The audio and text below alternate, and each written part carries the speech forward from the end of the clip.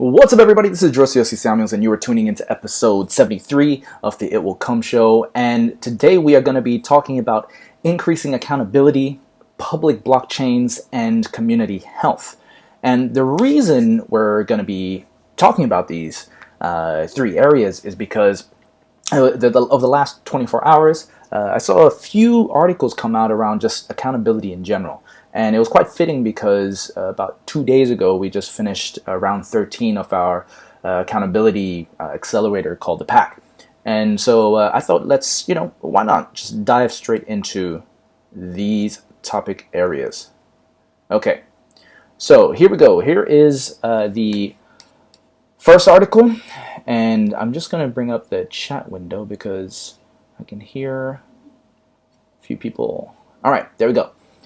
So President Donald J. Trump is demanding accountability from the World Health Organization. So if you haven't heard the news already, the Donald has reduced or pulled funding from the WHO due to China fears, right? I think that China has bought its way into an agenda with the WHO. So I will never hesitate to take any necessary steps to protect the lives, health, and safety of the American people. I will always put the well-being of America first.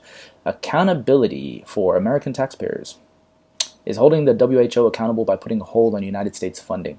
So this is just very interesting now, right? Because we're seeing sort of an increase during these times, right? People are going to be either pointing the finger or looking for someone to blame, or just digging in deeper to potentially what caused all this, is there a hidden agenda, etc. And we've seen U.S. and China constantly at war, especially with the trade war. Somebody made a comment on Twitter about this potentially being like another Cold War, right? That people were just making all of these decisions out of a fear of something that might not eventuate. So, yep, we've just got a comment that has come in, warned of the pandemic 3 months ago. And this is very true. So it's really interesting at this point in time.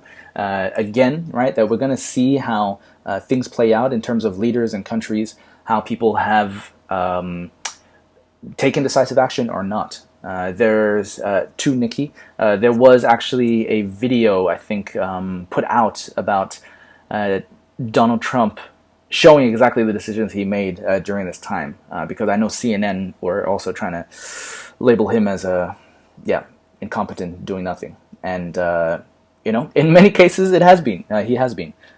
So it's again, it's something that's very interesting to see. What I'm personally interested in,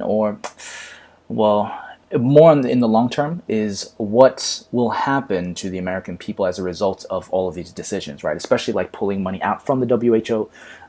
These are all power moves, and everything to do, as I'll be talking about on the blockchain side, right, is power, right? Money shifting, power shifting. This is what is happening right now. Then in this article we have here, U.S. lawmakers push for accountability in coronavirus response. This is, again, right, further accountability. So let's see here, and this is Nikki. This is exactly what you're kind of alluding to. President Donald Trump falsely told reporters Monday that he has the power to lift coronavirus closures in the United States instead of the decisions being made by the heads of state and local governments. When somebody's a president, the authority is total, and that's the way it's got to be. And let's look at this, right? Do you think that the president of the United States is really becoming and trying to shift things to become more of a dictator? Good or bad? I think we know the answer to that. But if you actually look at what's been happening with the money in the background, right, where the U.S. Treasury and the Federal Reserve have pretty much combined, that does put Trump in a position of unprecedented power, right? So essentially become the chairman of the Fed. But again, always do your research. So that's the second article. Third article, U.S. government watchdog seeks blockchain experts. Now, I've put this up because with everything that's happening, right? Looky here. The United States Government Accountability Office is seeking experts to work on blockchain-related initiatives. And why? Why blockchain? And this is why I think of the last decade, blockchain in general has become a thing, right? It has become of interest because it has everything to do with being a truth machine, right? So I'm going to actually show you something from the past. Truth machine, Bitcoin. Now, blockchain is part of the technology that makes up Bitcoin, okay? So that's what I mean. So here, right, you can see this, the Truth Machine. This is a book, and it's actually a pretty good book. But essentially, you know, Bitcoin and blockchain is meant to be a truth machine, right? Because stuff cannot be altered, right? When people think about deleting, nothing actually gets deleted. It's just an addition, but everything should be traceable. And when it comes to money, that is something that you actually want to have. The problem that we've had over time, right, especially when it comes to money tracing, is that when you have institutions, banks, organizations that can, I guess, fudge the books, hide things, that, at least when it comes to money and accountability, is not a good thing, right? So the idea behind Bitcoin and a single blockchain was to have one single source of truth, right? And things could be encrypted. And when I say encrypted, for those who are not familiar, things can be sort of made or fudged a little bit so that to people, things go out publicly so people can see that a transaction took place, but maybe the contents might still be hidden, right? In terms of who it's from. And then those who hold the keys on the other side, they can share. So if you need it to audit, it goes to the appropriate people. They share that. It unpacks it and shows, you know, what's there. But every transaction is on the blockchain still. So this is where you have a public blockchain, but things are still private by the way that they are encrypted. So let's go back. And, you know, why does that matter, right? The reason why this matters is because we are already seeing a lot of governments looking to push for a central digital currency, right? And with this, that means that we're going to have a lot more. I mean, you can kind of see how the pandemic has pushed things, right? Where we have situations where everybody's being forced to work from home, right? Everything needs to go digital. You don't want to be sharing paper cash, you know, physical cash, because of potential coronavirus spreading. And so now is like the best time if you were looking to push a digital currency to do so. China, I know, is already doing simulations. So China simulation digital currency. Look at this.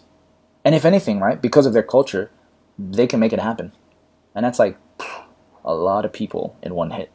China's central bank to run simulations of digital currency use. Yep. So again, I'm going to include all of these articles for those of you that are interested in the show notes, so you can see. But you can see here the remake of Europe, accountability once again, right? This keeps coming up. Yeah.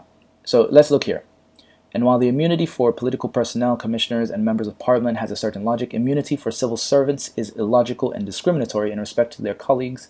Indeed, why can a head of the unit of the commission that distributes EU funds, essentially at will, which means that they have the absolute power to give it to their friends, with whatever side benefits it may imply, without being in the jurisdiction of any prosecuting authority? So again, this is just looking at even the EU, right, and how they have become this, you know, central authority of where funds can be printed and directed.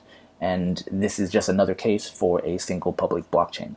Bitcoin does have a potential to become that, because it's not necessarily owned by any one of these countries, and this is where we're seeing the shift of power. But remains to be seen, right? None of these governments, of course, are just going to give up, you know, control.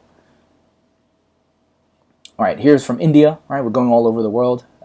Again, people just using the word accountability. One thing I've observed is that there's increased use of the words resilience and accountability. Here, the IMF, make COVID-19 funds transparent and accountable, preventing corruption key to helping hardest hit. Another case for the use of blockchain or Bitcoin. Okay, so here we go. The International Monetary Fund should include transparency and anti-corruption measures in coronavirus-related emergency relief programs to ensure that the billions of dollars it is dispersing to dozens of countries help the most vulnerable. Transparency International. Human Rights Watch and Global Witness said today in a letter. So, this again is because we'd love to think that the world is good, right? And that people with all this money that's just being printed out of thin air and going to everybody, that it's going to be going to the right people at the right time. Definitely not. I mean, I've already seen people, using the money or milking it for other things. The amount of scams that have popped up during this time is amazing, right? You have people who are using this as an opportunity to actually scam people on the phones. I know some people who have gone through that. So again, keep a watch out. Okay. Now I'm moving over to more the team side, accountability. The key to managing teams you can't see make everyone accountable to each other. The reason why I'm sharing this is because the accountability extends even into the workplace. And it's very interesting to see, even in larger organizations, how accountability can be quite lax, right? And I think things need to shift if we have people working from home, right? How do we incentivize accountability? How do we get groups to work together and hold each other accountability to higher standards? Those are sort of things that, even from a tech side, is going to be increasingly put under a microscope. Here, I'm referencing another blockchain article again. This one here is from Joshua Hensley, The Pointlessness of Private Blockchains, right? For those of you that aren't aware, in the blockchain ecosystem, they often talk about public versus private blockchains. Many organizations have made a case for the use of a private blockchain, but as I have explained, this actually kind of makes no sense. Because the whole idea for a blockchain in general is accountability. If you make them private, right, in terms of only a few parties get to check that blockchain to verify things, what's the point, right? So the idea was, for a blockchain to be of use to society, there needs to be a single one, right? And that is similar to how we have one internet, right? So what blockchain allows us to do is to actually bring in the native monetization or digital monetization aspect, so that we can actually pay in micropayments. Because right now you can't do that, right, with normal money denominations. But what blockchain does allow for, which is part of what makes Bitcoin, is that component. And so here, data can't be public, which is more verifiable. A transaction published in a private ledger, where a few permission parties can verify, and ledger just being sort of a book of records, or one published on a public immutable ledger where all can see. If some action is recorded publicly, one can be sure that it took place. Publishing in secret is prone to accounting fraud and can easily be altered. A primary reason for shying away from a public ledger is accountability. Most companies are frightened at the prospect of immutable records, as they may be hiding or changing records themselves. And, if you think about it in this way, if you think about this and how this relates to communities, right? Because part of this episode, I always talk about communities, is blockchain, Bitcoin can actually help build communities of trust, because accountability is built into the system. And so if you're looking at communities of trust, they end up usually being a lot more healthier in the long run. This doesn't mean that it's going to be, because, you have to look at behavior as well. Some people, because they know they might be exposed in certain things, they might hide, truths about themselves, and only present what they want people to see. So, there's behavioral things that you need to be aware of. But when it comes to the world of money, definitely there is a benefit to what is being described. Here, how blockchain technology will improve healthcare, right? So blockchain technology, again, we're looking at a source of truth, the truth machine. You can see how right now, in the supply chain for medical equipment, blockchain could be used to help verify that everything is going to where it needs to go, right? And so from a tracking perspective and accountability, if you need to also go back and look at and hold people accountable for mismanagement, this actually makes things better as a whole. So again, I will include this article. But because healthcare right now is a big focus, right? It's an essential service. We will probably see more innovation in this area in the future, right? Because we learn from our experiences, hopefully. Yep, and of course I bring up the back because this is more related to this one here, the key to managing teams and accountability. yeah, this group is essentially all about accountability. And so let's see if this actually works. Redirection doesn't work. But yes, the pack is all about accountability. It's leveraging the group, the community, and we're leveraging tech as well in a way so that to hold people even more accountable. Because I think this is there's gonna be increased focus on this part as well for the now new virtual remote workforce. Okay, so yes, with that, hope you learned something new. And if you have any questions around the accountability part and even blockchain, please feel free to put in the comments below. And again, every day right now we're kind of taking things day to day. If you are in lockdown, of course, stay safe, stay sane, and remember, as always, through patience and persistence, it will come. The eyes may be able to see, but without a heart.